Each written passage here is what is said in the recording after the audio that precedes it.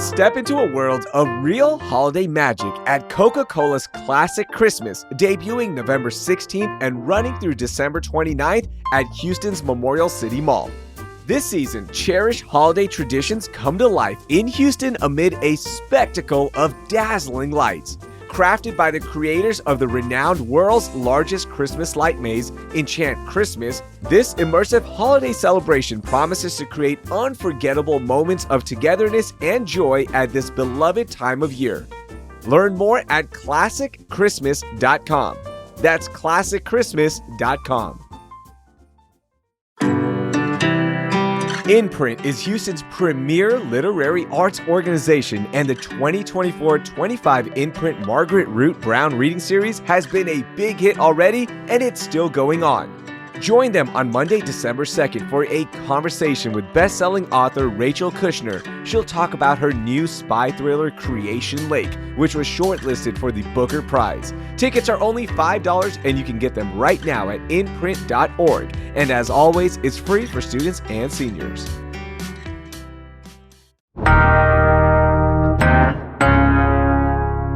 Today on CityCast Houston, we're diving into a powerful and nuanced story of grief and politics. Anna-Catherine Brigida with the Houston Landing spent 2 months with Alexis, the mother of Jocelyn Nungaray.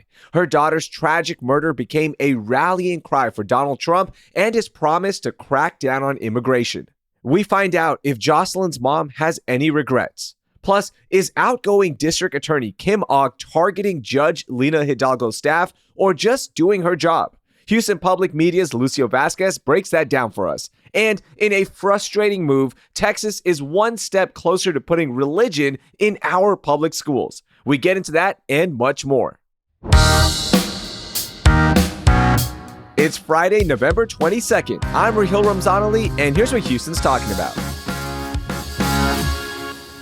All right, it is Friday. We made it to the end of another week, and good morning, Anna-Cat, for the first time ever here on CityCast Houston. How are you?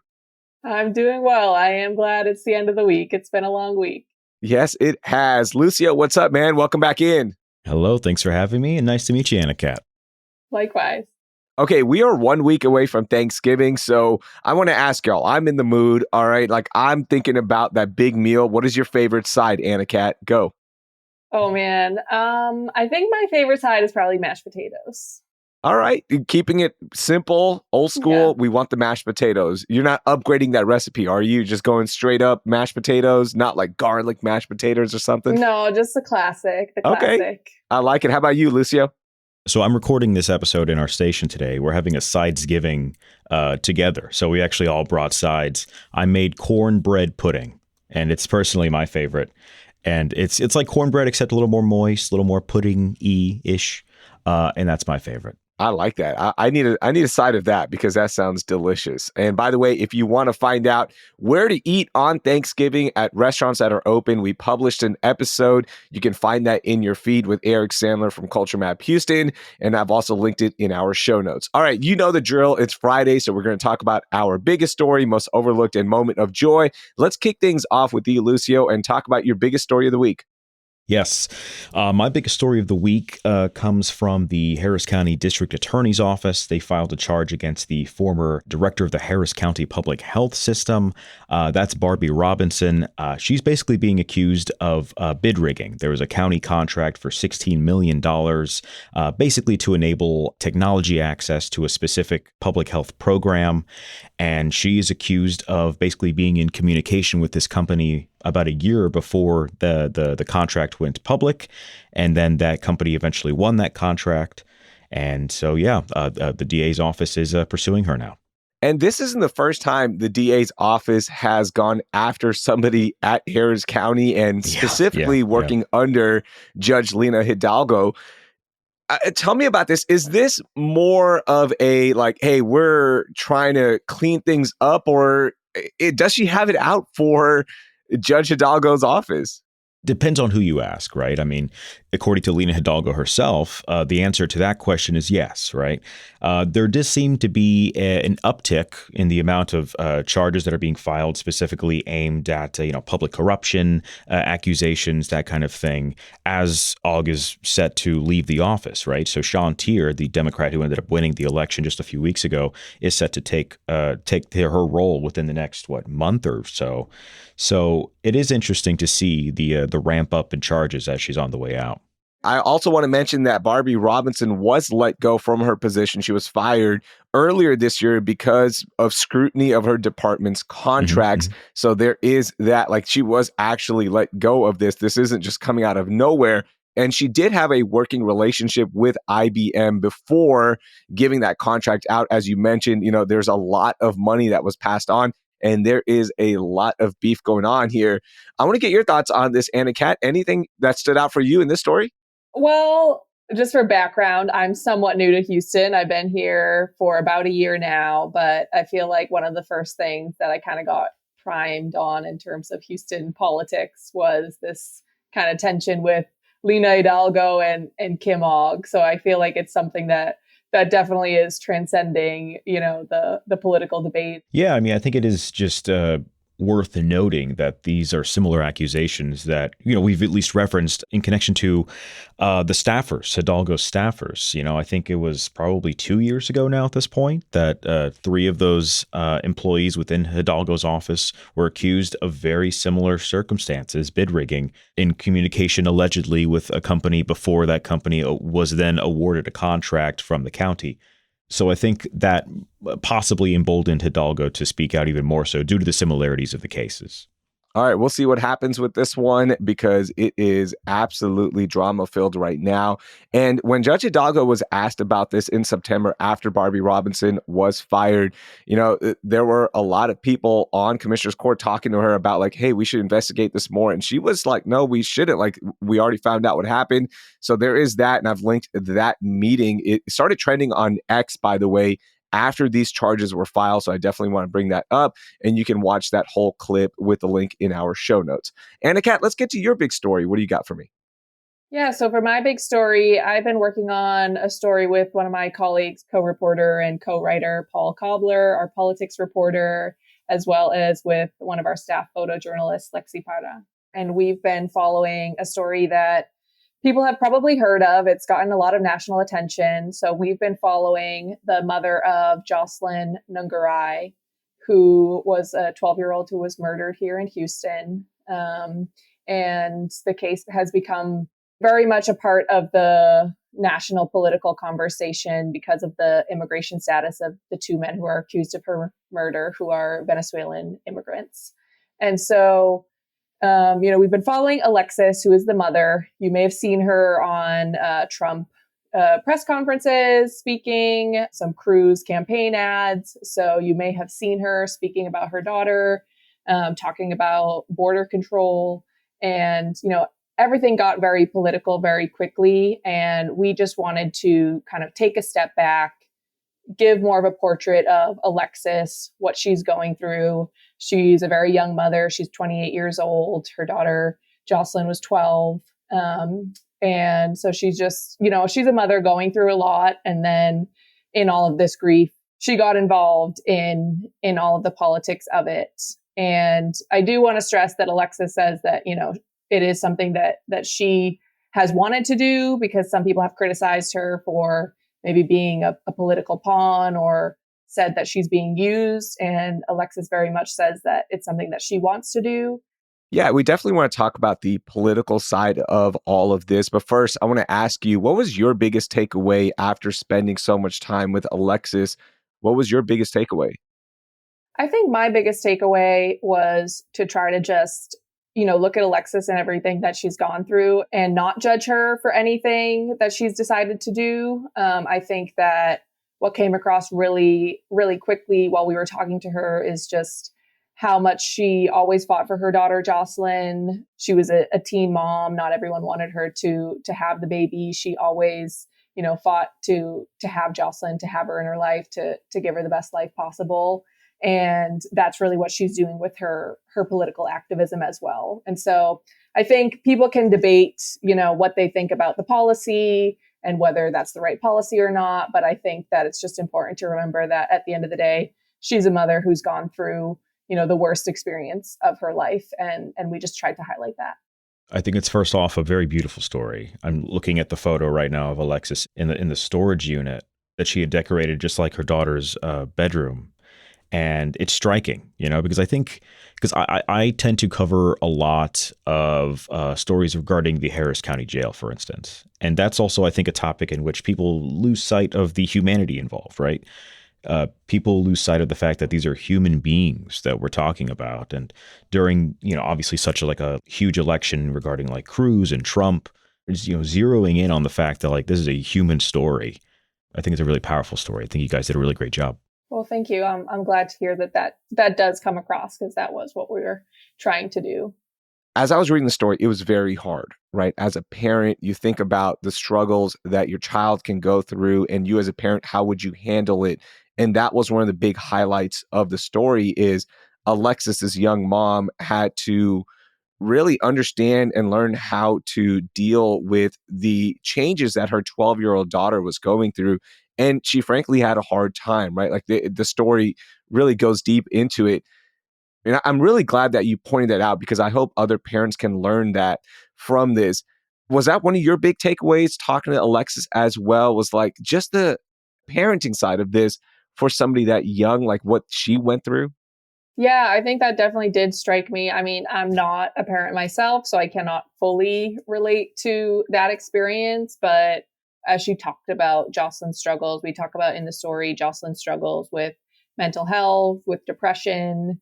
And I really was struck by how much Alexis, tried to handle that, tried to support her. I think even still talking about mental health can be difficult with parents. Looking back now, I think there was a period where Alexis feels like maybe Jocelyn didn't want to talk to her about it and kind of waited a while to finally be able to open up to her.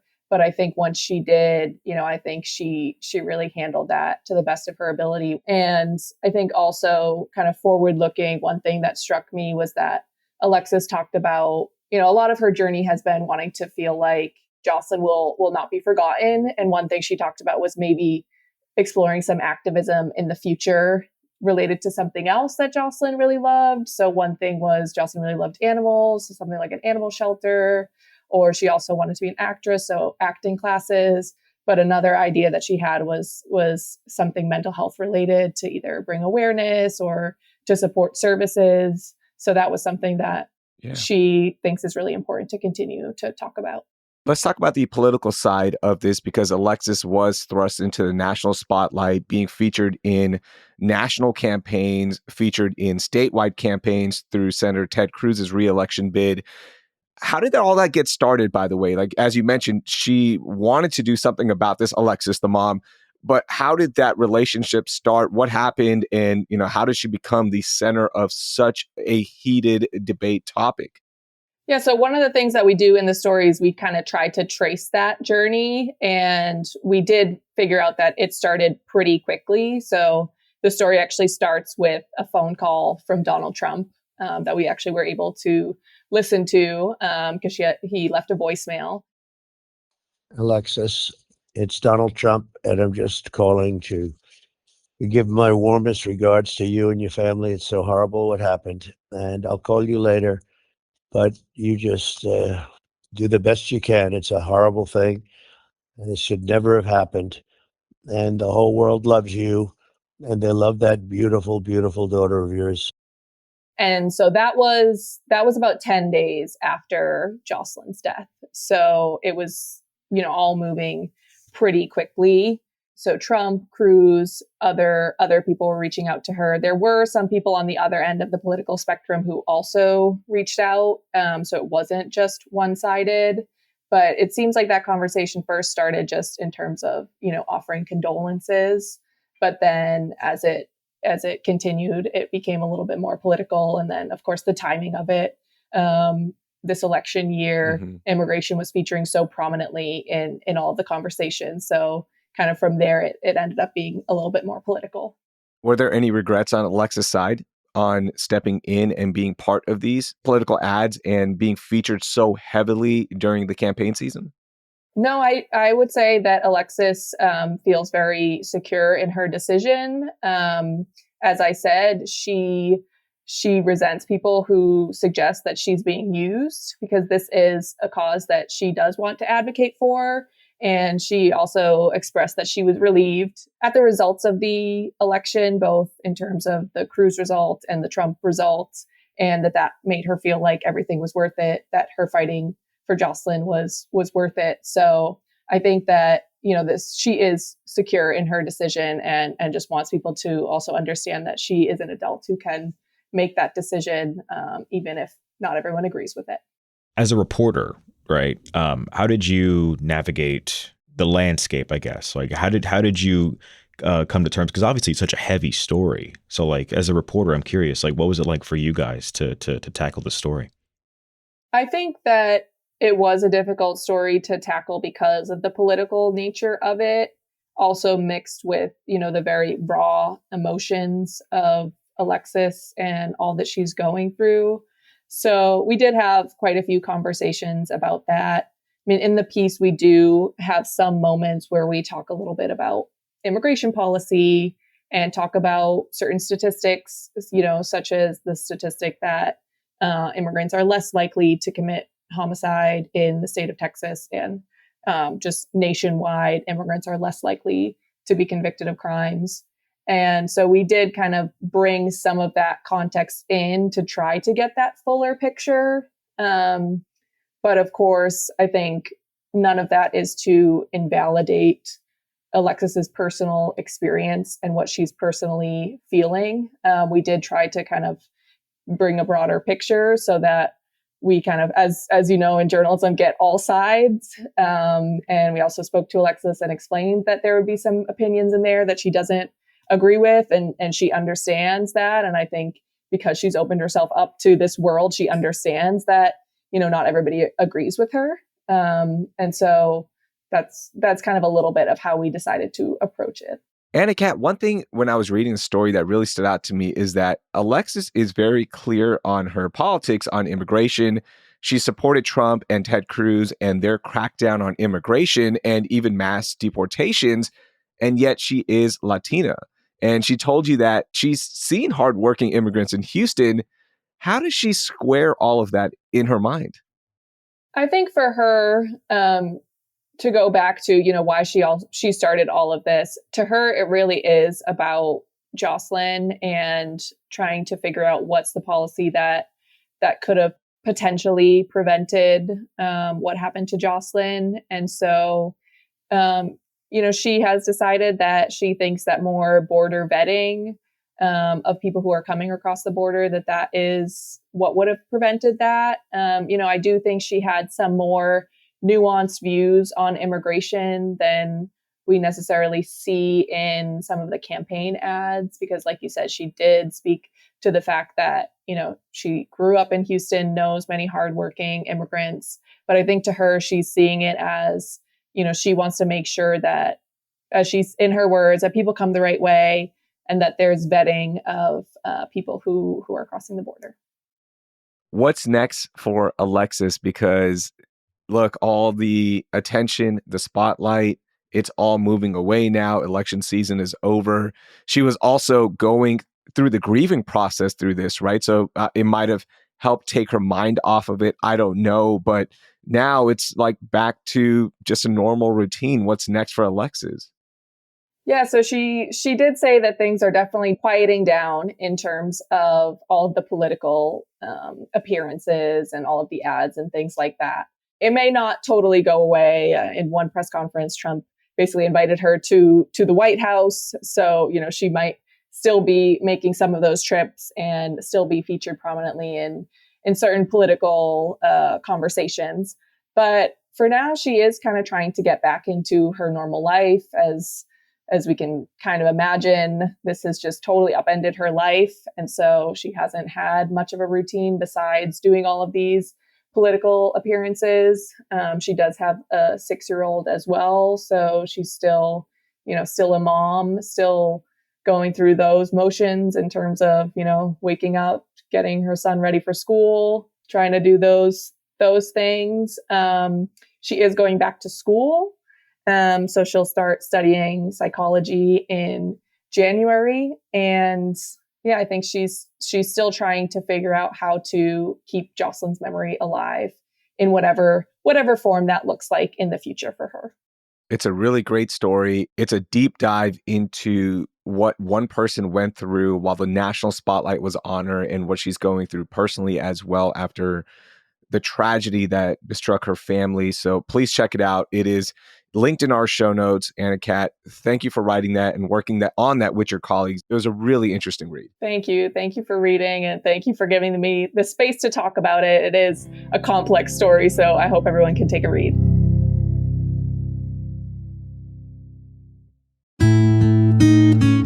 For 58 seasons, the George Theater has been entertaining Houstonians. It's truly a Houston institution and has become the world's leading Christian theater company.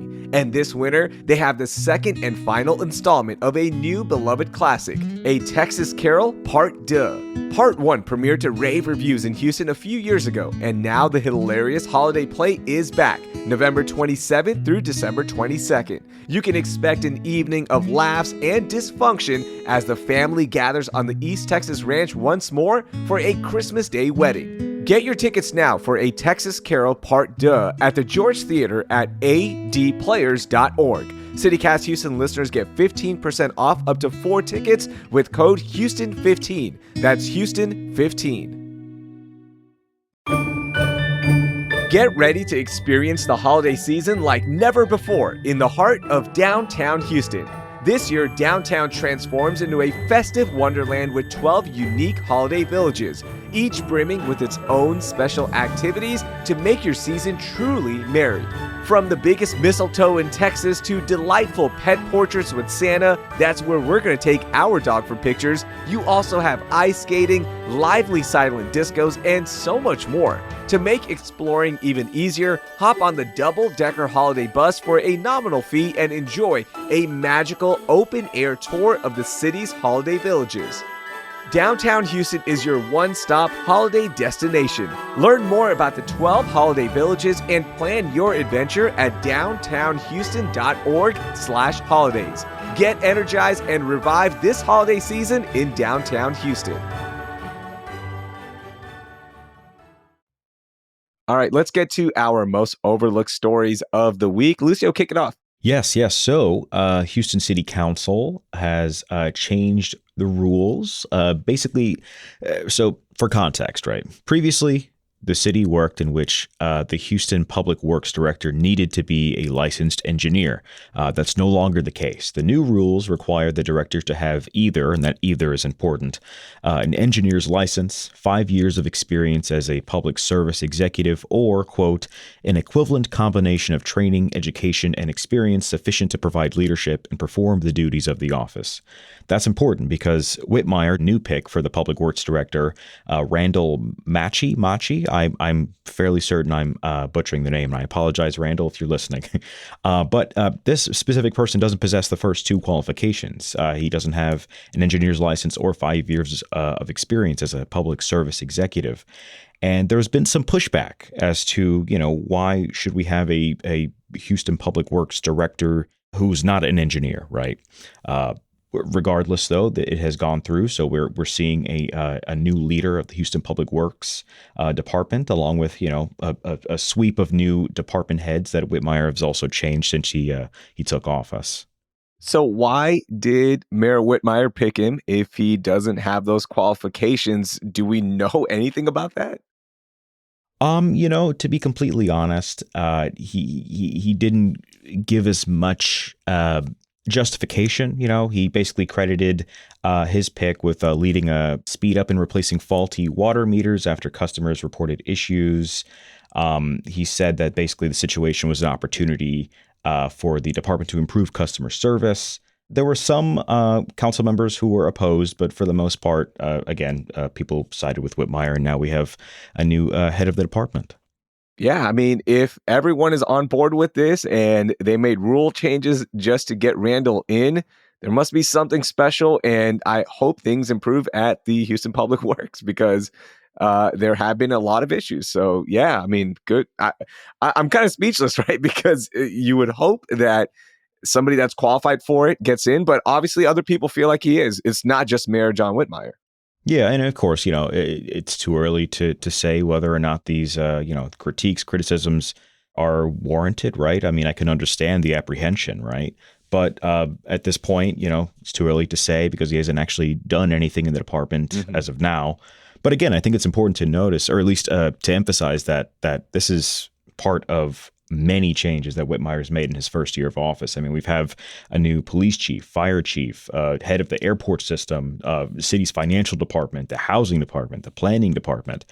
The city looks very different now compared to how it did when Whitmire first joined. Yeah, it definitely does. And we'll be recapping that first year as well on an upcoming episode of CityCast Houston. So make sure you subscribe to the podcast if you haven't already. Anna-Cat, what was your most overlooked story? So my most overlooked story was a story by one of my colleagues, Allison Young. So Allison has been following the Deer Park explosion, which people might remember from back in September. There was a car that drove into a pipeline, which burst. And so the family members of the man who was driving the car, they shared somewhat early on that he was having some medical issues and had been experiencing seizures. And so that was their theory of probably what had happened, that he had a medical emergency. And that's probably what led to the crash. And they still believe that. But the mayor of Deer Park said that he believes it wasn't an accident. So there's also a line of investigation looking into whether that might have been something that was not, in fact, a medical emergency, but that was pre-planned. So there's no kind of concrete evidence of that yet. The police report is still open, but that's something that the mayor said and put out there as a potential. I'm curious why he put that out there, because what exactly is going to happen with this investigation, right? As you mentioned, that pipeline explosion, it was huge. Pretty much all the evidence was burned. The driver did pass away in that explosion, right? This is going to be a tough one to prove. And I'm curious why even throw that out there as the mayor. Yeah, I don't know. I mean, I can't speak for, what his train of thought is. The mayor's office did come back with a clarifying statement to say this would have had to have been a medical emergency or an intentional criminal act. And they're treating it as a criminal investigation to attempt to rule out any criminal negligence. So it seems like maybe, they just want to make sure that they don't rule that out. But the family did state that they kind of feel like authorities are pushing that line or asking them certain questions about that. So I guess I'd say at this point, it's not clear, how much of proof or evidence they have of that, or whether it's something that they just want to make sure that they rule out just because of, I think, the impact of the explosion and the fact that it was a pipeline rather than, just a building or something else. It's interesting because I'm reading the story now, and you guys have a quote from the Deer Park Police Lieutenant Chris Brown, who's saying, we have opinions, but we're sticking to the facts. Again, kind of why would the mayor say that? Because at least, we see the Houston mayor and Houston police chief, maybe they're a little more, used to the cameras, as opposed to, I think, in Deer Park, LaPorte, Baytown area, there's usually cameras when there's a disaster like this. So I would at least understand if they were looking into an intentional act as opposed to just outright saying it without any evidence to prove that. Yeah, it's definitely one that makes you scratch your head a little bit, and we'll see what happens. And if the police department's actually going to continue with that investigation and pursue what the mayor is saying. So we'll keep our eyes on that one. I'm going to get to my most overlooked story. The State Board of Education has signaled support for incorporating Blue Bonnet learning into public school lesson plans as a resource for the Texas Essential Knowledge and Skills, also known as TEKS, which is the complete curriculum that all students must go through. And if schools implement it, they get basically a financial bonus. And during this process of incorporating it in, they had asked for people to put out curriculums to help with that. And Bluebonnet Learning was one of them. So the reason I'm bringing Bluebonnet Learning up is because it includes several lessons from the Christian Bible mixed into elementary school reading and language arts courses. Now, I understand the benefits of religion, and I understand we can learn a lot of great lessons from religious teachings. But can we stop putting in religion into public schools? This is so frustrating as a Muslim man who has gone through Texas public schools and has a daughter in public schools. I think we often forget how students feel when you bring up religious teachings, especially from one religion only, and how uncomfortable it makes them. Like, I can give you a personal example real quickly. So when I was playing football, before every game, we would do a prayer circle, and it was always a Christian prayer. Do you know how uncomfortable that is as a Muslim kid when you're just going through that and everyone looks at you like, why are you not part of this? I know that's not teaching religion in school, but I feel like when something like this, a curriculum like Bluebonnet Learning is incorporated, a lot of kids from various religions are going to feel the same way. Yeah, the thing is, like, Texas is an interesting stage when it comes to education. I personally don't cover education because I think it's almost more stressful than like other just politics because like I see like, the book banning and like, just, surrounding ISDs like, KDIC, Sci-Fair, all these things to where like there's a new thing every other week at this point. Right. I believe there was a story I read recently where they're potentially going to make the 10 Commandments part of the public school learning experience. Yeah. Have it displayed like they do in Louisiana. Yeah. So, I mean, I can't say I'm particularly surprised just seeing the trend in which like Texas has taken. I believe we're up there in the amount of books that have been banned at the very least. So if that's any indication as to where we're veering, I'm not exactly surprised. Yeah, well, I just want to say thank you for sharing your personal experience, because I feel like that helps a lot for people to understand kind of what the issue is here. I did not go to Texas public schools. I actually went to a Catholic school. Yeah. Where you knew religion was going to be part of it. Right. You Like, kind of sign up for that. Yeah. It's part of it, right? But if it is a public school, right, you can't assume that is what everybody's religion is. And I think it's always, important to remember here in Houston, we do have such a diverse community. It's one of the things that I love about it. I think so many people love about it here. And it's just so important to make sure that everybody feels included and welcome in that. And by the way, if approved, the move could spark legal challenges over the Establishment Clause of the U.S. Constitution guaranteeing a separation of church and state. And by the way, I really want to thank Jay Jordan of Axios Houston on the reporting of this story. So thank you, Jay. He's been a guest on the show. One other issue with the curriculum is that it glosses over slavery and racism. And sadly, this is not new. Executive producer Laura Isensee has covered education in the past as a reporter. And in 2014 for NPR, she did a story about how Texas wanted to put Moses as a founding father of the country in their curriculum standards. Like, just think about that. What are we doing here? This is so frustrating when our public education system is forced to put these changes in, or at least try to put them in. So it's just another story where I go, Texas, I love you, but gosh, we really have to re-examine some things we're doing here. Yeah, I think it is a little concerning seeing the revisionist history of the school districts and really of the state sometimes. As journalists, we're rooted in fact, and reclassifying what is deemed fact as fiction, can be troublesome. I mean, we saw this literally, I think, a month or two ago in Montgomery County. There was a book talking specifically about colonization over, I believe, indigenous people, and that book was deemed fiction in that county. Thankfully, it was reversed, but still, it's a troubling thing seeing this trend continue and maybe even reach higher extremes. We'll see what happens with the state education's decision, and we will have you updated on that right here on CityCast Houston.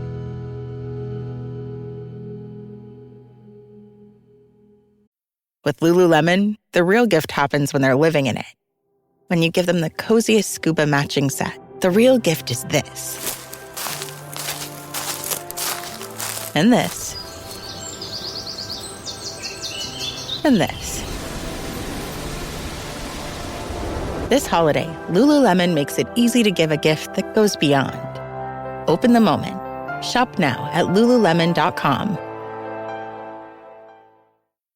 I'm James McComb, reporting live from home in my bathrobe and slippers. Tonight, we're talking Dunkin' Polar Peppermint Coffee. Gene's here with the latest. Gene, do you copy? The home with Dunkin' is where you want to be. Okay, let's get to our moment of joy because it is the end of week. And I want to end on a high note. You kick it off, Anna-Cat. What was your moment of joy? Okay, my moment of joy was that I tried a new restaurant, new to me restaurant, and I went to Emma, one of the Mexican restaurant it didn't receive a Michelin star, but it got sort of like a citation. And so I've been looking at that list, getting some good recs for new restaurants to try. Nice. I had the mole enchiladas at Emma, and they were amazing. Yeah, it was listed as a Bib Gourmand, which is basically like balling on a budget Michelin guide. All right. So it's accessible for everybody. We love Emma. We bring it up almost every week right here on CityCast Houston. The coffee is amazing. The food is great. And I was so happy to see them receive that Bib Gourmand distinction, which is a game changer. So I'm glad you had a chance to check it out. And that list is going to help you so much. So many good restaurants to try. Never a shortage of new restaurants to try in Houston. Nope. And hopefully the wait wasn't too bad either. No, it wasn't. Good. I got to go during my lunch break and make it back in time to the office. I love it. Lucio, what was your moment of joy? Oh boy. Well, my moment of joy today will be when I finally get to eat because that whole exchange made me very hungry.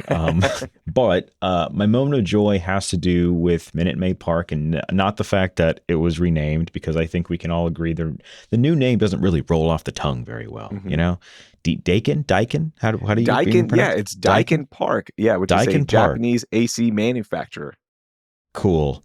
Look, I just think the name, again, so we're going to have it for like 15 seasons. So that's 15 years, basically. I think just like aesthetically, Minute Maid is nicer to the ears. So I have it's a news story from Houstonia magazine. And it's basically just like, what are some names that are potentially better than Daikin? Okay. So first off, my favorite, Butt Stadium for HEB, Mr. Howard E. Butt. Yes. I-45 Field, because most of Houston is I-45. There's Astros Field. Let's see. There's Papa's Park, alliteration. We all love a good alliteration. In honor of Papa's Barbecue? Yes. And Centerpoint Field, which was a joke, but I think it does... unironically, it does sound better. I would never want to call it Centerpoint Field, Centerpoint Park, or anything like that, because one, we all know the history of Centerpoint here and all the trouble that we've gone through because of Centerpoint, but also it reminds me of Enron Field, which was the first name of that stadium.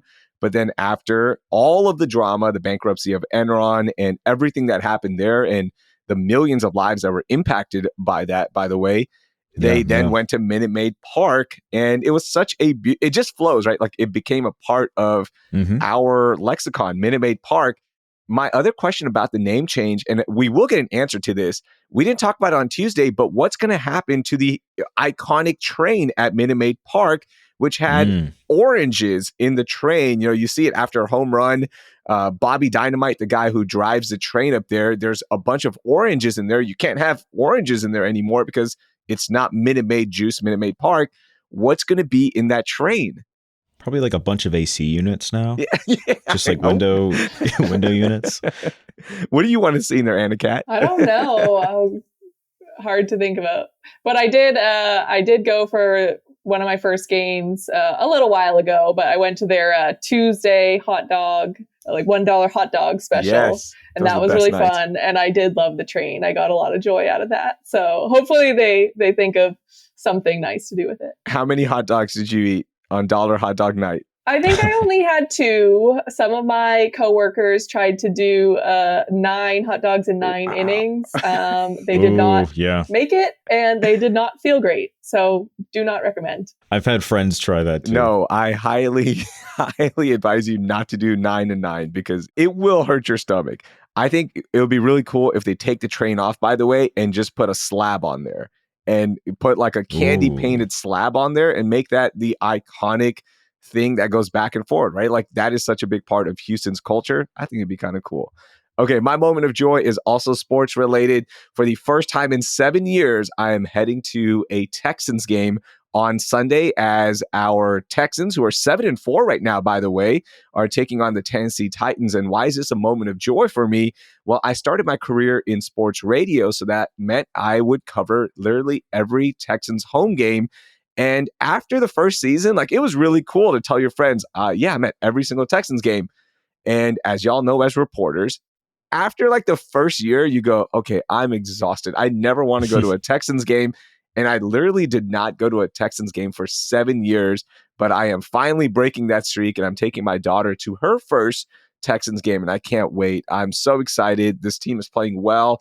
They had a few stumbles here in the season so far, but they're still looking good. They're atop their division and I'm excited to go out there and root on the Houston Texans against those hated Tennessee Titans who, stole the Houston Oilers from us. I think it's very adorable. I'm very happy for you guys to actually have that experience together. Her first game, your first game in a very long time. I think that's great.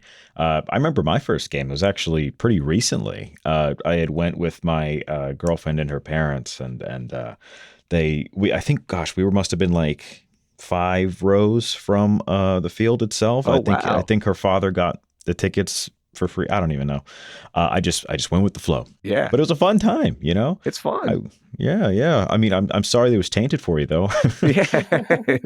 It's going to be interesting to go back. How about you, Anna? Have you gone to a Texans game yet since you moved here? So I will actually be going to my first Texans game soon, but not here. I'll actually be going in Jacksonville because I'm going to visit my brother. My brother lives in Savannah, so we're going to visit him for Thanksgiving, and that is their closest football stadium, and he actually has season tickets, and they're playing Jacksonville. So I will see the Texans play in Jacksonville. Hey, I love it. Traveling Texans, look them up. That's a big fan group that travels to away games, and maybe you'll celebrate a big Houston win with other Houstonians.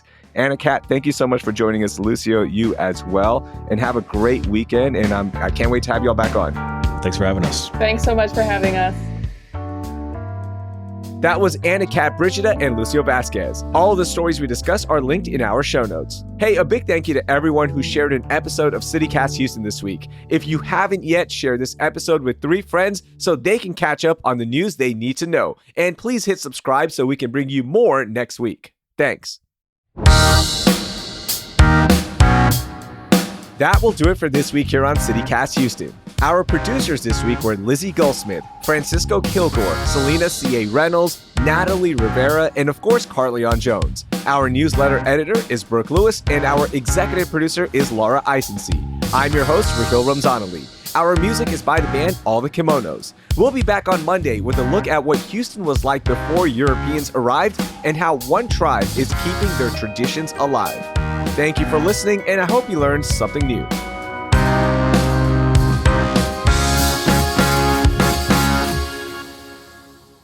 This is a story that I worked on with my co-reporter and co-writer, Pob Cobbler. Okay. Okay, starting over.